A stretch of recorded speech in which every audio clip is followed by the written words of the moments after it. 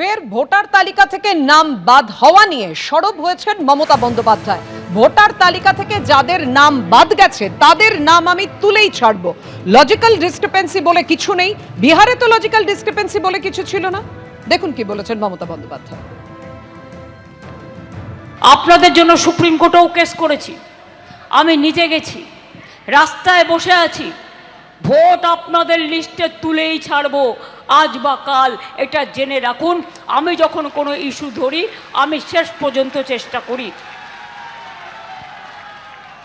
ইতিমধ্যেই 32 লক্ষ মানুষের নাম উঠেছে। লজিস্টিক্যাল ডিসক্রিপেন্সি বলে কোনো কথা নেই।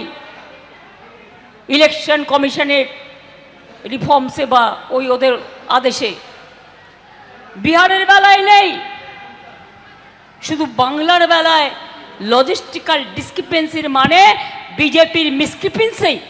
বিহারে তো লজিস্টিক্যাল ডিসক্রিপেন্সি ছিল না। কালকে মাননীয় সুপ্রিম কোর্টও এটা বলেছে। তাহলে বাংলায় কেন?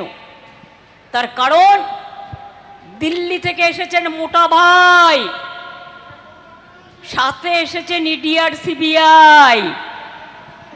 যত পারো নাম কাটো ভাই, আর যত বড় সন্ত্রাস করে যায়।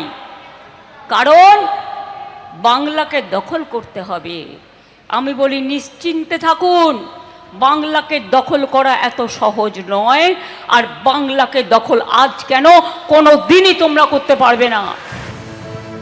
বাংলাকে এইভাবে দখল করতে পারবেন না। মমতা বন্দ্যোপাধ্যায় পিংলার সভা থেকে আজকে ফের সরব হচ্ছেন নির্বাচন কমিশনের উদ্দেশ্যে। তিনি বলছেন ভোটার তালিকা থেকে লজিক্যাল ডিসক্রিপেন্সির নামে নাম বাদ দিয়েছে। বিহারের সময় লজিক্যাল ডিসক্রিপেন্সি ছিল না, একেবারে উদ্দেশ্য প্রণোদিত।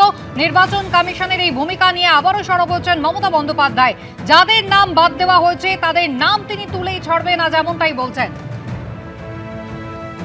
বিজেপির প্রধান মুখপাত্র দেবজিৎ সরকার রয়েছেন আমাদের সঙ্গে টেলিফোন লাইনে। দেবজিৎ, গতকাল অভিষেক বন্দ্যোপাধ্যায় বলেছিলেন, একেবারে ডেডলাইন বেঁধে দিয়েছেন যে তৃণমূল সরকার ফের ক্ষমতায় আসার 1 মাসের মধ্যে যাদের নাম বাদ গিয়েছে তাদের নাম তোলা হবে। আজ মমতা বন্দ্যোপাধ্যায় বলছেন যে কাজ তিনি শুরু করেন তা তিনি শেষ করে ছাড়বেন। একেবারে চ্যালেঞ্জ করছেন, নাম তিনি তুলেই ছাড়বেন। পশ্চিমবঙ্গকে ধ্বংস করার যে কাজ তিনি শুরু করেছিলেন তা তিনি প্রায় শেষ করে ফেলেছেন। 100%ই প্রায় শেষ করেছেন। সেই জন্য পশ্চিমবঙ্গ থেকে শিল্প পালিয়ে গেছে, শিক্ষা চুরি হয়ে গেছে, মানুষের মেধা চুরি হয়েছে এবং বিভিন্ন ক্ষেত্রে মানুষের উপরে অত্যাচার চলেছে। এর উল্টো দিকে দাঁড়িয়ে যখন আমরা দেখতে পেয়েছি যে মৃত ভোটার, পালিয়ে যাওয়া ভোটার, রোহিঙ্গা অনুপ্রবেশকারী এবং বাংলাদেশি মুসলমান অনুপ্রবেশকারী ভোটারদের নাম গোছায় গোছায় বাদ গেছে, সেই সময় দাঁড়িয়ে উনি যখন বলছেন যে ওনার কাজ হচ্ছে যে আবার যাদের নাম বাদ গেছে তাদের ফিরিয়ে আনা, তখন পশ্চিমবঙ্গবাসী সাধারণ বাঙালির বুকে হৃদকম্প শুরু হচ্ছে। তার মানে আবার সেই কালো অন্ধকার মহাজঙ্গল রাজ উনি শুরু করতে চাইছেন, যার অবসান হতে চলেছে 4 মে। যে ভাবে ভোটের রেজাল্ট বেরোনো মাত্রই আমরা জানবো যে পশ্চিমবঙ্গে একটি জনতার সরকার, বিজেপি সরকার প্রতিষ্ঠিত হতে চলেছে। এই নির্বাচন মমতা যাই করুন না কেন তৃণমূল বাঁচতে পারবে না। তৃণমূলকে পরিত্যাগ করেছে পশ্চিমবঙ্গের সাধারণ বাঙালি। বাঁচার জন্য উনি অনেক রকম চেষ্টা করছেন, কিন্তু হবে না। যে 1.5 দশকের অত্যাচার পশ্চিমবঙ্গবাসী সহ্য করেছে তার উত্তর ভোটে গণতান্ত্রিকভাবে পশ্চিমবঙ্গবাসী জবাব দেবে। ধন্যবাদ। কালিয়াগঞ্জ বিধানসভায় বিজেপি প্রার্থী উৎপল মহারাজের হয়ে প্রচারে রয়েছেন কেন্দ্রীয় স্বরাষ্ট্রমন্ত্রী अमित शाह। सबसे पहले मैं ये पूछना चाहूंगा सर कि इस बार माहौल कैसा है? 5 साल पहले जो माहौल था, इस बार आपके कैमरे का दिखाओ कि कैसा माहौल है। जहां जहां बंगाल में जाते हैं इसी प्रकार का हुजूम उमड़ पड़ता है। बंगाल की जनता तय कर बैठी है कि इस बार यहां पूर्ण बहुमत की, प्रचंड बहुमत की भारतीय जनता पार्टी की सरकार बनानी। सर आप 4 रोड शो कर चुके हैं, 8 जनसभा कर चुके हैं। इस बार दिख रहा है कि आप 15 दिन रहने वाले थे, कितने सभा करने का प्लानिंग है? टोटल 42 कार्यक्रम लगाए। मेरे 6 दिन तो हो ही चुके हैं और अभी और 8 दिन 9 दिन कार्यक्रम लगे। तृणमूल कांग्रेस की तरफ से हमेशा कहा जाता है कि अमित शाह कमीशन से लेके ईडी तक सब लगा देते हैं वोट के मौसम में। देखिए, क्या ये इलेक्शन कमीशन ने भीड़ भेजी है क्या? दीदी अंधी हो गई है, उनको मालूम नहीं है, वो भतीजे के मोह में अंधी हो गई।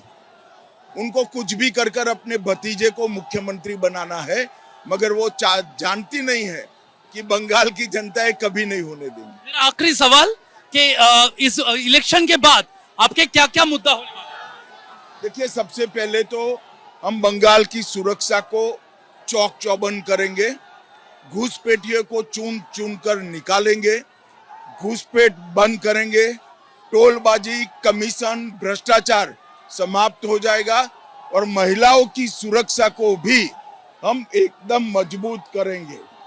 बेरोजगारी दूर करने के लिए इंडस्ट्रियलाइजेशन, जो यहाँ से इंडस्ट्री भाग गया है, उसको वापस लाने का भी काम है।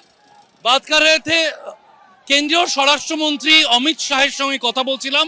তিনি যেমনটা বললেন তাতে কর্মসংস্থান তৈরি এবং মহিলা সুরক্ষায় প্রথম গুরুত্বপূর্ণ কাজ যদি পরিবর্তনের সরকার আসে, বিজেপির সরকার আসে, তাহলে তারা করবেন। ক্যামেরায় দিব্যেন্দু সিংহের সঙ্গে শিবাশিস মৌলিক, এবিপি আনন্দ, কালিয়াগঞ্জ। আপনারা শুনলেন কালিয়াগঞ্জের সভা থেকে রোড শো করে অমিত শাহ তীব্র আক্রমণ শানালেন তৃণমূলকে যে পশ্চিমবঙ্গ এবার পরিবর্তনে অঙ্গীকারবদ্ধ। আজকে পিংলার সভা থেকে কমিশনকে নিশানা করেছেন মমতা বন্দ্যোপাধ্যায়। কমিশনকে নিশানা করে তীব্র আক্রমণ শানিয়েছেন তৃণমূল নেত্রী মমতা বন্দ্যোপাধ্যায়। বলছে গরমে পড়ে যাবে, বার্নাল বোরোলিন রেখে দাও। এই নিয়ে সার্কুলার জারি করেছে। কাদের চমকাচ্ছেন, কাদের ভয় দেখাচ্ছেন, দেখুন কি বলেছেন তৃণমূল নেত্রী।